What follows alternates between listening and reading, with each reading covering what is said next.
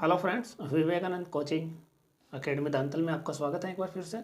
और मैं आपके लिए कलाम अकेडमी का मैथ्स का जो पार्ट था वो मैं लेके आया हूँ। इसमें टोटल 30 प्रश्न हैं। ये रीट आने वाली रीट के लिए बहुत ही इम्पोर्टेंट है। या आपके लिए पैटर्न अच्छा रहेगा। और आप लोग अगर यूँ डिप्रेशन में ना आए कि आपके लोग कितने क्या बैठ रहे हैं, अगर ऐसा कुछ नहीं है, आप लोग अपनी तैयारी करते रहें और आने वाले समय में आपका अच्छे से रिवीजन हो सकता है। तो इसमें कोई इश्यू नहीं है। तो अपन देखते हैं कि कौन से 30 प्रश्न आए थे और किस टाइप के इन्होंने दिए थे। तो क्वेश्चन नंबर 91 देख लेते हैं। जब दो या दो से अधिक रेखाएं एक ही बिंदु से गुजरती हैं तो ऐसी रेखाएं कहलाती हैं। एक ही बिंदु पूछा है इन्होंने, एक ही बिंदु। तो एक ही बिंदु वालों को बोलते हैं हम संगामी रेखाएं। देखिए, समांतर ऐसे होती हैं जो रेल की पटरियों की तरह होती हैं। तिर्यक रेखाएं जो होती हैं दोस्तों वो ऐसे तिरछी होती हैं। और लंबवत जो रेखा होती है वो 90 डिग्री का ऐसे कोण होती है। तो आप लोग को पता चल गया होगा। आगे हम बात कर रहे हैं प्रश्न नंबर 2 की। तो देख लीजिए, क्वेश्चन नंबर 2 में आपको निकालना है। इसमें पी क्यू समानांतर है एस आर के। तो पी क्यू और एस आर समानांतर हैं, तो इसमें एकांतर कोण भी बन रहा है। सबसे पहले यहाँ पर देखें हम, तो ये बन रहा है अपना रेखिक कोण युग्म। अगर दोस्तों ये है 65, ओके, ये 65 है, तो ये हो जाएगा 115, क्योंकि रेखिक कोण युग्म का होता है 180। तो ये हो गया 115। 115 और 28 होते हैं दोस्तों 143। और 143 में से ये गया तो ये आ जाएगा अपना 37। और ये है अपना एकांतर कोण युग्म, तो ये हो जाएगा 37। ठीक है। अब ये x का मान जो है वो आ गया अपने पास 37। x का मान 37 है। और y का मान निकालने के लिए यहाँ पर अपने को 90 डिग्री का कोण दे रखा है। तो 90 और 37 को ऐड करके 180 में से माइनस करेंगे तो यहाँ पर ये आ जाएगा अपना 53। तो ये इसका आंसर हो जाएगा 37 और 53।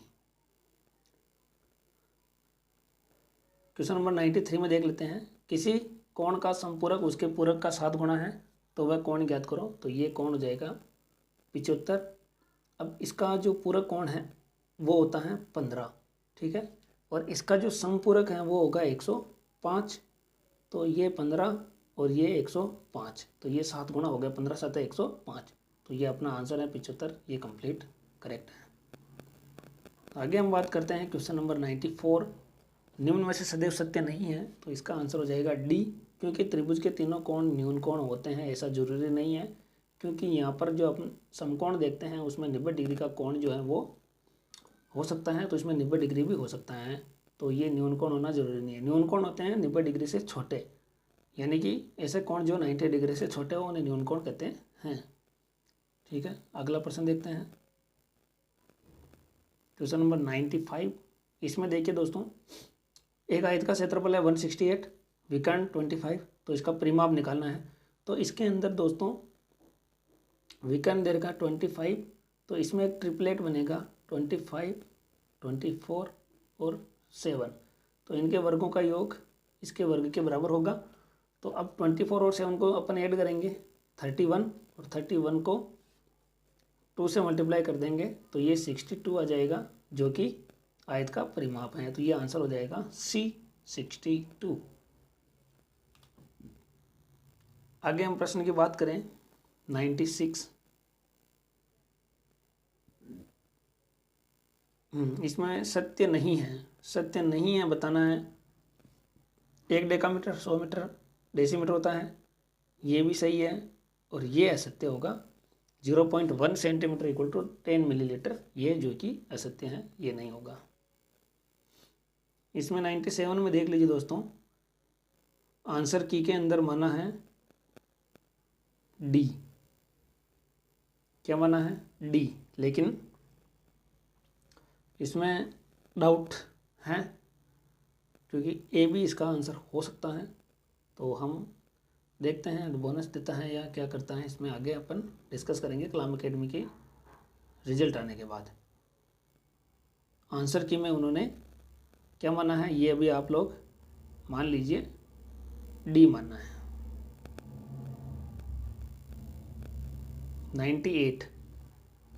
98 का आंसर हो जाएगा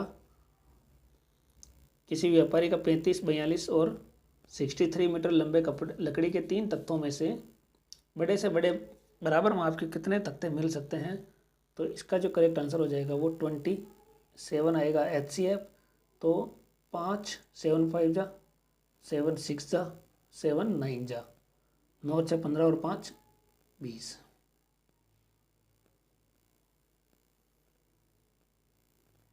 $99 इसमें सत्य पर बात बतानी है तो ये दोनों इसमें करेक्ट आंसर होंगे।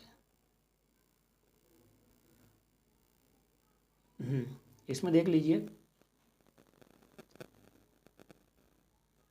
लघुत्तम समापवर्ती हैं 161, ठीक है। तो 161 तो ये आ जाएगा 23 × 7, इसमें वैल्यू रख देंगे 7 की, तो ये आ जाएगा -2। क्वेश्चन नंबर 101 देखते हैं। किसी संख्या में 9 से गुणा करके 9 जोड़ दिया जाता है तो इस प्रकार मिलने वाली संख्या 17 से पूर्णतः विभाजित हो जाती है। तो अपना जो ऑप्शन नंबर बी है ये करेक्ट हो जाएगा, क्योंकि जैसे 16 को किसी संख्या को 9 से, तो 16 9 की 144, फिर 9 जोड़ते हैं 153, ठीक है। और 153 में 17 का भाग 4 रहा है, तो ये इसका आंसर हो जाएगा। अगले क्वेश्चन पर बात करते हैं मित्रों।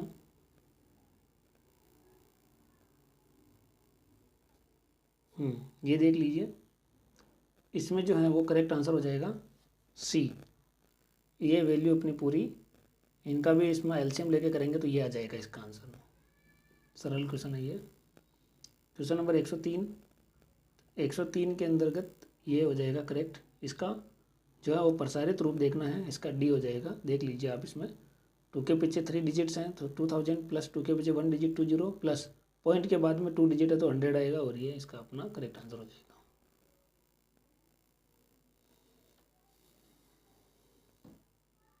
इसमें कॉइन्स वाला था तो इसमें 96 रहेगा। ये देख लीजिए 30 बालकों की जो औसत आयु 12 है तो टोटल आयु कितनी हो जाएगी 360। 2 बालक और आए हैं तो 32 ×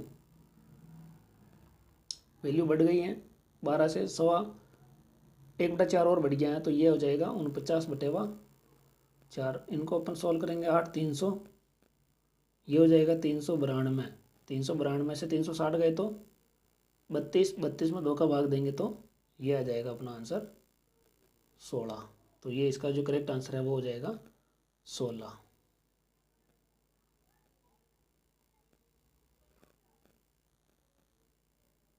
अगले प्रश्न की बात करें दोस्तों 106, 5% वार्षिक साधारण ब्याज की दर से 6 महीने बाद उसने उतनी ही धनराशि 6% वार्षिक दर साधारण ब्याज पर लगाई, जबकि प्रत्येक से अलग अलग मिश्र धन 2300 हो गए, तो उसने वह पैसा निकाल लिया हो तो प्रत्येक दशा में लगाया गया धन था। तो इसमें दोस्तों अपन 2000 वाले जो ऑप्शन से करेंगे तो इसका आंसर आ जाएगा। देखिए 2000 अपन मूलधन लेते हैं तो मूलधन इंटू दर कितनी है 5, समय कितना है 6 बटेवा 100, यह आ जाएगा। बटेवा में 2 आएगा,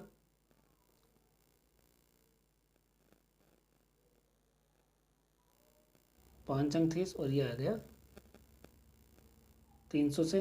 तो 300 से समय निकाल लेंगे, इसमें 3 ईयर आ जाएगा। फिर इस समय की वैल्यू इसमें निकालेंगे तो ये 300 और 300 आपस में बराबर बैठ रहा है, तो ये जो इसका आंसर है वो 2000 करेक्ट है। 107 में दोस्तों आएगा आंसर इसका 8, इसमें आएगा आंसर 8 आएंगे इसमें। सोल्व आप लोग इस सूत्र से कर सकते हैं, M1D1 H1/W1 M2D2 H2/W2। 108, इसका जो आंसर होगा वो होगा, देखिए 4 और 9, तो अंतर कितना का आएगा 5 रुपये का। तो 5/4 इंटू 100, तो ये इसका जो आंसर है वो 125 आएगा। 109 में किलोग्राम में त्रुटि वाला है तो ये इजी है। यहाँ पर आएगा अपने पास 50/950 इंटू 100, तो इसको सोल्व करेंगे तो आंसर हो जाएगा ए। निम्न में से सत्य कथन है, तो ये आ जाएगा इसका सी। पूर्ण संख्याएं व्यवकलन के लिए समर्थ नहीं होती है, ठीक है, ये इसमें इक्वल नहीं आती है। क्वेश्चन नंबर 111, इसका जो है सत्य नहीं है वो डी होगा, ठीक है दोस्तों। आगे चलते हैं अपन 112 में, और बहुत से रिलेटेड प्रश्न था, देख लीजिए इसमें ये क्रियाएं कर रहा है, तो इसका जो करेक्ट आंसर हो जाएगा दोस्तों वो डी होगा। सुनील खेलने के साथ साथ गणित कर रहा है, जबकि सुभाष केवल गणित कर रहा है। आप लोग स्क्रीनशॉट भी ले सकते हैं दोस्तों। अगर कोई चैनल पर नया है तो वो सब्सक्राइब जरूर कर दें और अपने सभी रेट वाले ग्रुपों में शेयर जरूर करें दोस्तों। खेल विधि प्राथमिक स्तर पर गणित शिक्षक की एक उत्तम विधि है, इसका कारण है, ये इसका आंसर जो है वो दोस्तों उपरोक्त सभी आएगा। क्वेश्चन नंबर 114, गणित में सामुदायिक संसाधनों के उपयोग का महत्व है, तो ये भी इसमें भी उपयुक्त सभी। 115, गणित वह मार्ग है जिसके द्वारा बच्चों के मन में तर्क करने की आदत, तो तर्क करने की आदत से पकड़ लेते हैं इसको, तो जॉन लॉक होगा इसका। गणितीय तार्किकता की विशेषता नहीं है, गणितीय तार्किकता, तो तार्किकता की विशेषता जो है वो व्यवहारिक नहीं होती है, ये इसकी विशेषता नहीं है। गणितीय भाषा के संदर्भ में असत्य कथन का चुनाव करें। गणित की शब्दावली और दैनिक शब्दावली में अंतर होता है, गणित की भाषा स्थिर एवं समयबद्ध है, तो इसका आंसर हो जाएगा ए।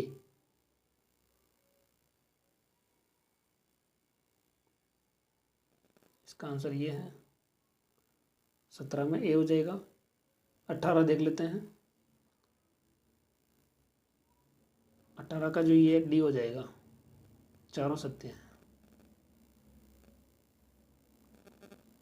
119, उपचारात्मक शिक्षण की जरूरत होती है उपयुक्त सभी के लिए।